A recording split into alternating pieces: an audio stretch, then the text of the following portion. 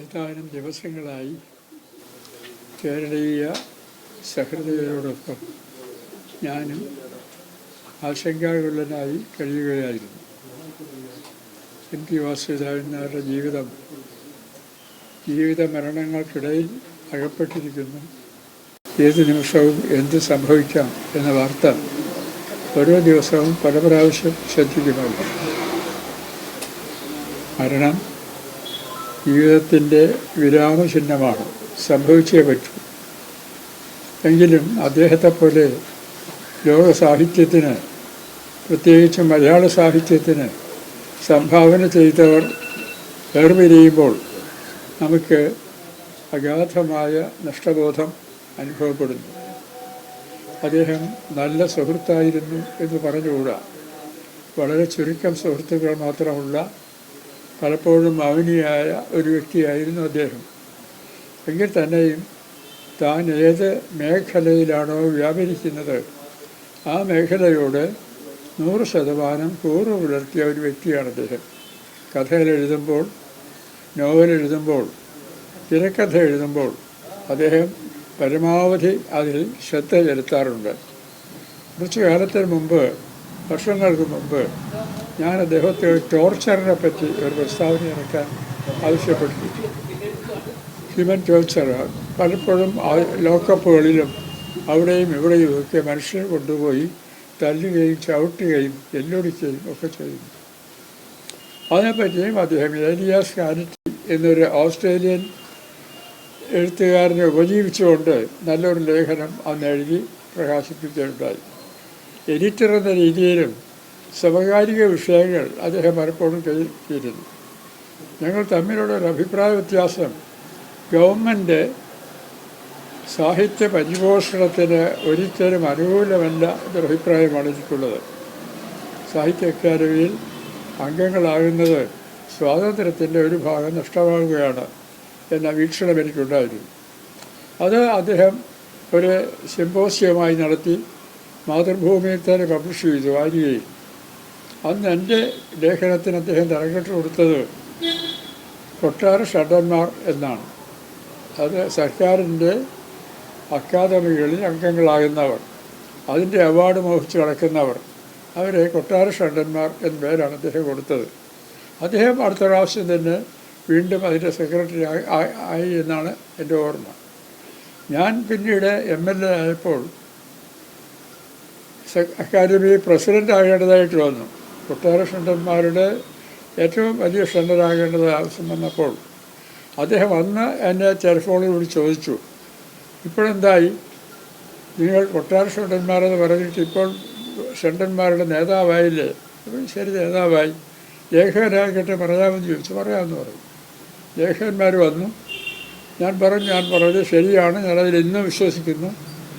കൊട്ടാര ഷണ്ടന്മാരുടെ പദവിയാണ് സർക്കാരിൻ്റെ ആഭിമുഖ്യത്തിൽ ഗവൺമെൻറ് എഴുത്തുകാർ പോകുന്നത്. കാരണം ഈ എഴുത്തെന്ന് പറഞ്ഞാൽ അടിസ്ഥാനപരമായി ഒരു അരാജക ഭാഷയിൽ ഉണ്ടാകുന്നതാണ്. എഴുത്തുകാരൻ്റെ പോലും നിശ്ചയമില്ല അവൻ എന്താ എഴുതുന്നത്. അവൻ വിചാരിക്കുന്ന രൂപത്തിൽ ഇത് പോകണമെന്നില്ല. അപ്പം അങ്ങനെ എഴുതി വരുമ്പോൾ വരുന്ന കൃതികൾ ഗവൺമെൻറ് നിയന്ത്രിക്കണം, ആജ്ഞയാ കോലോപോഫസ്യ എന്ന് പറഞ്ഞതുപോലെയൊന്നും വരാൻ പാടില്ല എന്നുള്ള അഭിപ്രായം അന്നും ഞാൻ ഉറച്ചു നിൽക്കുന്നു. അതിനോട് അധികം പേർ ചോദിച്ചിട്ടുണ്ട്. വിജയനോട് ചോദിച്ചിരുന്നു. വിജയൻ ഏതായാലും എൻ വി കൃഷ്ണവാര്യർ അല്ലല്ല MT വാസുദേവൻ നായർ തൻ്റെ കലാശില്പം അവർ കമ്മിറ്റ്മെൻ്റ് എന്നൊരു വരയോട് അദ്ദേഹത്തോട് കമ്മിറ്റ്മെൻ്റ് എന്താണെന്ന് ചോദിച്ചു. കമ്മിറ്റ്മെൻറ്റ് ജീവിതത്തോടല്ല, കലയോടാണ്. അദ്ദേഹം ഓരോന്നിനും വളരെ സൂക്ഷിച്ചാണ് ഓരോ ശൈലിയും എഴുതിക്കൊണ്ട് വരുന്നത്. അതിൻ്റെ ഏറ്റവും മനോഹരമായ ഉദാഹരണം മഞ്ഞ എന്ന ചെറിയ കഥ കാത്തിരിപ്പിൻ്റെ കഥയാണ്. കാത്തിരിപ്പിൻ്റെ കഥ ലോകത്തിൽ എല്ലായിടത്തും ഉണ്ട്, പല സ്ഥലങ്ങളിലും പലതരത്തിൽ എഴുതിയിട്ടുണ്ട്. നമുക്ക് ഏറ്റവും പ്രസിദ്ധമായ ഒന്നാണ് വെയിറ്റിംഗ് ഫോർ ഗോദോ. 2 തണ്ടികൾ ഗോദോ എന്ന് പറയുന്ന ഒരു കാൽപ്പര്യ കഥാപാത്രത്തെ കാത്തിരിക്കുന്നതാണ് വെയിറ്റിംഗ് ഫോർ ഗോദോ. സാമുവൽ ബെക്കറ്റിൻ്റെ അതിൽ ഈ കാത്തിരിപ്പ് എന്ന് പറയുന്നതിൻ്റെ ദുസ്സഹമായ അവസ്ഥ അത് ഉളവാക്കുന്ന ശൂന്യതാബോധം ഭംഗിയായി ആവിഷ്കരിച്ചിട്ടുണ്ട്. ഇതേ കാത്തിരിപ്പ് ഇതിനേക്കാൾ തീവ്രമായി ആവിഷ്കരിച്ചിരിക്കുന്നതാണ് MT വാസുദേവൻ നായരുടെ ഈ മഞ്ഞ. അതിൽ പോഷകമായിട്ട് രണ്ടെണ്ണം കൂടി കൊടുക്കുന്നുണ്ട്. ഒന്ന്, അവിടെ വിമല കാത്തിരിക്കുന്നു കാമുകനെ. പിതാവ് ആരെന്നറിയാത്ത സായിപ്പാണ് പിതാവ്, അമ്മ നാട്ടുകാരിയാണ്. അവൾ പിതാവിൻ്റെ പടം മാത്രം അത് കഴുത്തിലിട്ടിട്ട് അവൻ കാത്തിരിക്കുന്നു. എനിക്ക് അത് അവൻ്റെ അച്ഛനെ ഒരിക്കലൊന്ന് കണ്ടാൽ മതി, വർത്തമാനം പറയട്ടെ, ഒന്ന് കാണണം എന്ന് മാത്രം. മറ്റൊരു കാത്തിരിപ്പുള്ളത് സർദാർ സാഹിബിൻ്റെതാണ്. അയാൾ മരണം കാത്തിരിക്കുന്നു. മരണം രംഗബോധമില്ലാത്ത കോമാളി എന്ന് പറയുന്ന ആളാണ്. അപ്പോൾ ആ എല്ലാ ഭാഗങ്ങളും ചേർത്തുകൊണ്ട് ആ പ്രത്യേക ഭൂപശ്ചാത്തലത്തിൽ ഇത്രയും മനോഹരമായൊരു കഥ എഴുതി തീർക്കാൻ അധികം പേർക്ക് സാധിക്കില്ല. മലയാളത്തിൽ അതുല്യമായ കഥയാണത്.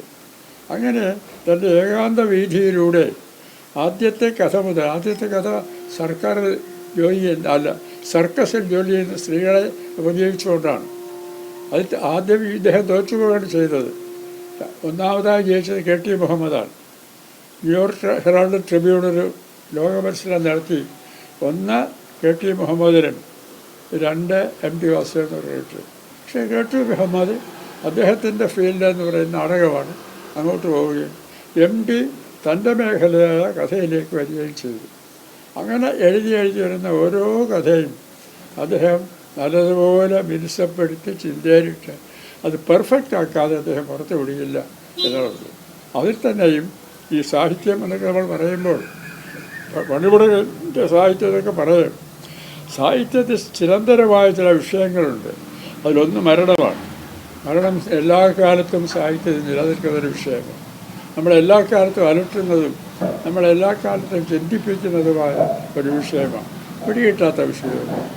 അതുപോലെ തന്നെ ഒന്നാണ് സ്നേഹം. അലിഗറി ഓഫ് ലവ് എന്നൊരു പുസ്തകമുണ്ട് ഇംഗ്ലീഷിൽ.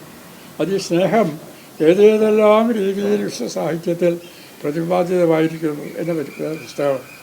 അങ്ങനെ ഇത്തരം ചിരന്തരമായ മൂല്യങ്ങൾ അത് കേന്ദ്രീകരിച്ചുകൊണ്ടാണ് അദ്ദേഹം തൻ്റെ എല്ലാ കഥകളും ആവിഷ്കരിച്ചു കൊണ്ട് പോകുന്നത്. അത് പുരാണമായാലും സമകാലിക ജീവിതമായാലും എല്ലാത്തിനും ചെയ്യും. കാരണം പ്രത്യേകിച്ച് പാപം അദ്ദേഹത്തെ ചിന്തിപ്പിക്കുന്ന ഒന്നാണ്. മനുഷ്യൻ എന്തുകൊണ്ട് പാപം ചെയ്യുന്നു? അത് വലിയ ചിന്താവിഷയമല്ല, കാരണം നമുക്ക് ആർക്കും അറിഞ്ഞുകൂടാത്തതാണ്. യഹോവ കായനോട് ചോദിച്ചു, നീ നിൻ്റെ സഹോദരനെ വെട്ടിക്കൊന്നു, നിനക്ക് എന്താ കാര്യം ചോദിച്ചപ്പോൾ അവൻ പറഞ്ഞത്, എന്താണ് കായൻ പറഞ്ഞത് ഞാൻ എൻ്റെ സഹോദരൻ്റെ സൂക്ഷിപ്പുകാരനാണോ എന്നാണ്. My brothers keeper.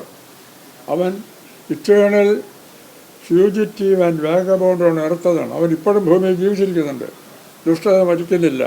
ദുഷ്ടത നിരന്തരമായി നിലനിന്ന് പോരുന്നു. നമ്മുടെ പുരാണത്തിൽ അശ്വത്ഥാമാവ് എന്താ ചെയ്യുന്നത്? ധർമ്മയുദ്ധം. അവസാനം സ്ത്രീകളും കുഞ്ഞുങ്ങളും ഉറങ്ങുന്ന ആ പാളയത്തിന് മുഴുവൻ തീയിട്ട് കരിച്ച് പിഞ്ചു കുഞ്ഞുങ്ങൾ വെന്ത് മരിക്കുക തീയിൽ. ആ ക്രൂരതകളുടെ സന്തോഷിച്ച അശ്വത്ഥാമാവ് ചിരഞ്ജീവിയാണ്.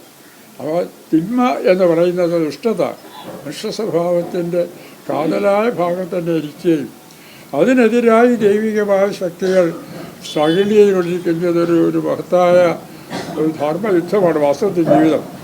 അതിൻ്റെ ഒരു അംശം വളരെ ചുരുക്കം പേര് കാണും, മലയാളത്തിൽ അധികം പേര് കാണാറില്ല. അത് കണ്ട ഒരാളാണ് MT വാസുദേവൻ. ശ്രീരാമൻ പിള്ള അത് കണ്ടു. ഉഗ്രഹരിപഞ്ചാലൻ തുടങ്ങിയ കഥാപാത്രങ്ങളിലൂടെ ഒരതിർത്തിയോളം നമ്പൂതിരിയിലൂടെ ചന്ദ്രവനൻ കണ്ടു. അങ്ങനെ ചുരുക്കം പേര് മലയാളത്തിൽ കുമാരനാശാൻ കണ്ടു. പക്ഷെ അതിൻ്റെ കൂട്ടത്തിൽപ്പെടുന്ന സനാതനമായ മൂല്യങ്ങൾക്ക് കാവ്യത്തിൻ്റെ മാധുര്യം നൽകി സനാതനമായ ഭംഗിയോടുകൂടി കാലത്തെ അതിജീവിക്കത്തക്ക തരത്തിൽ സൃഷ്ടിച്ച ഒരു ശില്പിയാണ്, സാഹിത്യശില്പിയാണ് നമ്മുടെ കാലഘട്ടത്തിൽ ഇപ്പോൾ തന്നെ വിട്ടുപിരിഞ്ഞിരിക്കുന്നത്. അദ്ദേഹത്തിൽ വ്യക്തിപരമായി എനിക്ക് അടുപ്പമുണ്ടായിരുന്നു. ആ അടുപ്പം അദ്ദേഹം ചെയ്തു കൂട്ടിയ സാഹിത്യ സേവനങ്ങൾ സാഹിത്യേതരമായി എഴുത്തച്ഛൻ സ്മാരകം അദ്ദേഹം ഉണ്ടാക്കിയതാണ്. വേറൊരാൾക്ക് ഉണ്ടാക്കാൻ പറ്റുകയില്ല. അതുകൊണ്ടൊക്കെ സ്മാരകങ്ങൾ, അദ്ദേഹം കാണിച്ച നേരിയ സ്നേഹങ്ങൾ എല്ലാം ഓർമ്മിച്ചുകൊണ്ട് മനസ്സ് നീറുമ്പോഴും ആ ജീവിതം മലയാളത്തിൽ എക്കാലത്തും കാലത്തിൻ്റെ കഠിനങ്ങളായ പരീക്ഷണങ്ങളെ അതിജീവിച്ചുകൊണ്ട് അവശേഷിക്കും എന്ന് പ്രവചിക്കാൻ എനിക്ക് കഴിയില്ല.